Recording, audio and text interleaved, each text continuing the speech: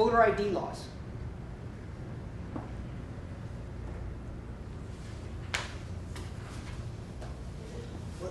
I'm going to zoom out for a second.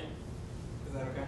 Zoom out. Yeah, so what I'm hearing is that this feels like a dialogue about a dialogue, and none of these things are actually about these things. It's more about how the conversation is framed around each issue. Yes, this is, so this is a conversation about how the left is currently resisting. And it's a way of saying that the left is resisting in a way that has largely fragmented. And there's one version of the left, the class left, that's resisting one way. And there's a race left that's resisting another way. The institutional power is on the class left. The activist power is on the race left. These two groups not only are not cooperating, they see each other as the enemy. And if we don't figure out, we activists don't figure out how we can resist together, we're all going to lose. Right? And so yes, this is very much, in some ways, is very much a high-level conversation. How do we structure our arguments for what's happening and how we should respond and what the issues are?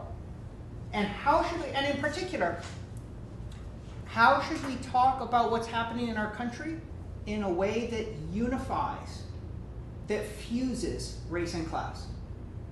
Because race and class are being used against us. And if we keep trying to respond on only one of those two dimensions, we lose.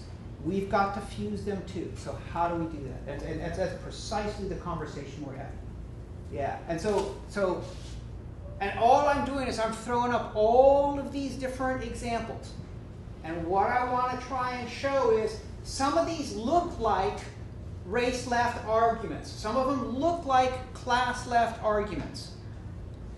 And what I want to say is both communities can argue for all of these in the same basic framework. And the basic framework is they're using race to divide us, to convince people that government is the enemy, and to use government as a hammer to pound on communities of color.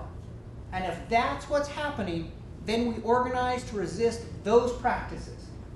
We come together to establish cross-racial solidarity, to bring government back on the side of people, to build a shared prosperity, and to promote human rights. Right? That's a narrative that instead of seeing race and economics as alternatives, sees them as inseparable.